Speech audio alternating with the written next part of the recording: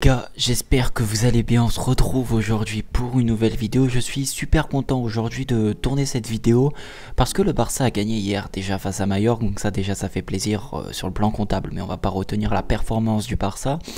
Mais aujourd'hui on va parler d'un joueur justement qui peut changer les performances du Barça sur le terrain, qui peut changer la physionomie d'une équipe. Est-ce que ça va payer? Est-ce que ça va être le bon choix ou pas?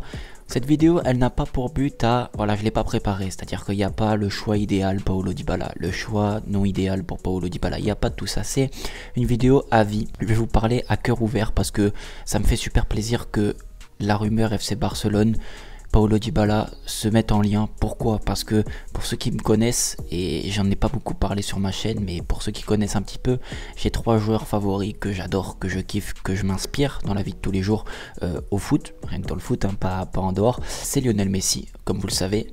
Il y a ensuite Neymar, malgré ce qui s'est passé avec le Barça, Neymar reste un joueur exceptionnel que j'adore. Et il y a Paulo Dybala. Voilà, Paulo Dybala, c'est un joueur que je suis depuis ses débuts à Palerme. Je le suivais aussi à l'Instituto de Cordoba en Argentine. Donc Paulo Dybala, c'est quelqu'un qui, pour moi, m'a beaucoup inspiré tout au long de sa carrière, même s'il n'est pas forcément très vieux, que 30 ans. Donc il a encore 4, 5, 6 années devant lui s'il s'entretient bien et s'il performe. Aujourd'hui, voilà, on va parler de ça. Parce que la rumeur, elle est sortie il y a quelques jours. Ça fait quelques jours que ça en parle. Est-ce que ça enfle ou pas? J'en sais rien. Paulo Dybala serait dans le viseur du FC Barcelone. Pourquoi il serait dans le viseur du FC Barcelone? Tout simplement parce que, vous le savez, Paulo Dybala vient d'avoir 30 ans en novembre, donc sa valeur marchande de transfert avec l'âge baisse bien évidemment. Donc du coup la AS Rome avait fait signer Paulo Dybala et lui a mis une clause libératoire à 12 millions d'euros parce qu'ils l'ont eu gratuitement, libre de tout contrat depuis la Juventus. À Rome, il a une clause libératoire de 12 millions d'euros. Donc, bien évidemment, entre la situation économique du FC Barcelone, qui n'est pas critique, mais qui ne peut pas aligner 60, 80, 100 millions d'euros sur un joueur qui n'est peut-être même pas confirmé, Paulo Dybala, 12 millions d'euros, normalement pour le Barça, avec la saison en plus qu'il est en train de faire, il porte l'AS Rome cette saison sous De Rossi là, ils sont vraiment très très bons. Normalement le Barça, il n'y a pas de question à se poser, c'est on se serre la main, Paulo Dybala, on te donne les 12 millions et tu viens au FC Barcelone. Pourquoi? Pour moi, Dybala serait un choix parfait parce que c'est pas un... Parce que vous allez me dire, oui, c'est quelqu'un qui peut avoir l'ADN du Barça, quelqu'un qui joue petit, un petit peu comme Messi. On a eu cet exemple avec Dembélé, avec Coutinho d'ailleurs, et ça n'a pas marché, surtout Coutinho. Mais là, on parle pas d'un joueur qui a 24 ans, 25 ans, 26 ans. On parle d'un joueur qui a 30 ans, qui a passé de 2015 à 2022 des X saisons à la Juventus, qui a performé dans son championnat. C'est une valeur sûre en Ligue des Champions.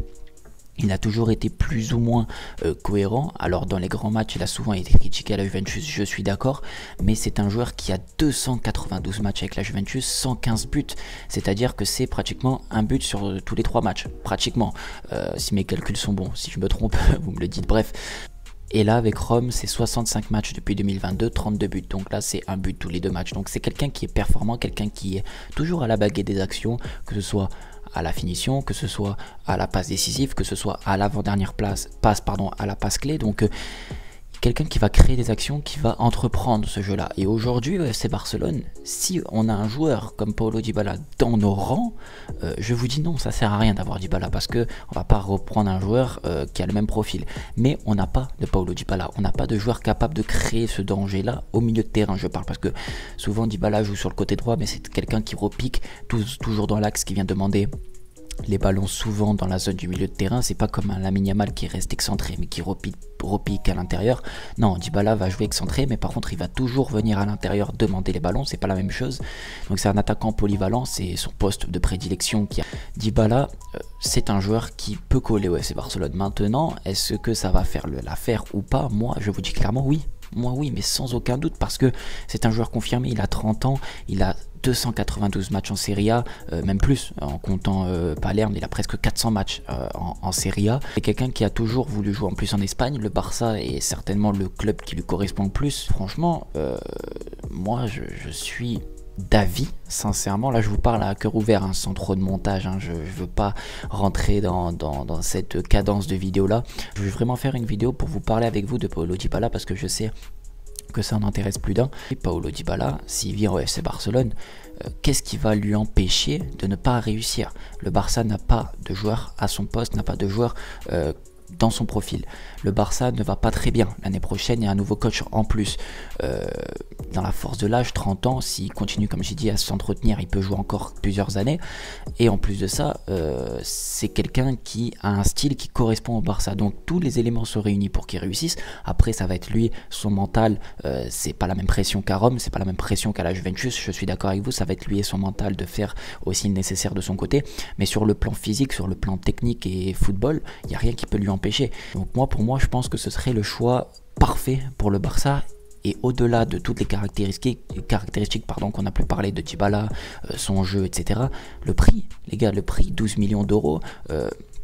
Je crois, il a baissé son salaire de la Juventus parce que Rome ne paye pas aussi bien que la Juventus. Donc pour moi, je pense que au niveau salarial, au niveau transfert, sur un plan économique, mais aussi un plan technique et football, ça en vaut le coup. Maintenant, je ne sais pas si le Barça est plus intéressé que ça. J'ai entendu que c'était pas une priorité, mais aujourd'hui, est-ce qu'on va mettre, par exemple, je vous donne un exemple, 60 millions ou 80 millions sur João Félix qui n'est pas performant en ce moment, qui ne donne même pas envie de jouer au FC Barcelone, c'est en tout cas ce qui fait ressentir sur les derniers matchs. Est-ce que vous mettez 80 millions d'euros sur un joueur de 23 à 24 ans comme João Félix, ou vous mettez 12 millions d'euros sur un joueur comme Dybala qui va être quasi sûr de vous apporter quelque chose? Est-ce que ça va vous apporter des titres? Est-ce que ça va vous rapporter la Ligue des Champions? J'en sais rien, mais en tout cas ça va vous rapporter plus de buts, plus d'actions offensives, plus de jeux, plus de spectacles. C'est un joueur qui est spécial, hein. Dybala, bien évidemment, c'est un joueur technique, un joueur qui a une étincelle, il a un talent inné. Maintenant, le seul petit bémol dans sa carrière, c'est peut-être l'équipe nationale. Voilà, avec l'Argentine, c'est vrai qu'il n'a jamais eu trop sa chance, mais en même temps, quand il était dans la force de l'âge, Messi était aussi à son prime, Dybala était à son prime, il y avait aussi Agüero. Il y avait énormément de joueurs qui étaient à leur prime en Argentine, donc très peu d'espace pour Dybala maintenant. Ça va pas s'arrêter que sur sa carrière nationale en Argentine. Il est champion du monde, il a marqué son tir au but face à la France en finale. Donc j'espère en tout cas que cette petite vidéo vous aura plu. N'hésitez pas vous à me dire en commentaire ce que vous en avez pensé de Dybala. Si jamais vous êtes intéressé, que vous voulez une vidéo dédiée sur une palette, c'est-à-dire si on doit décrire les performances de Dybala, son jeu, etc. pour le Barça, vous me le dites, je ferai une vidéo spéciale.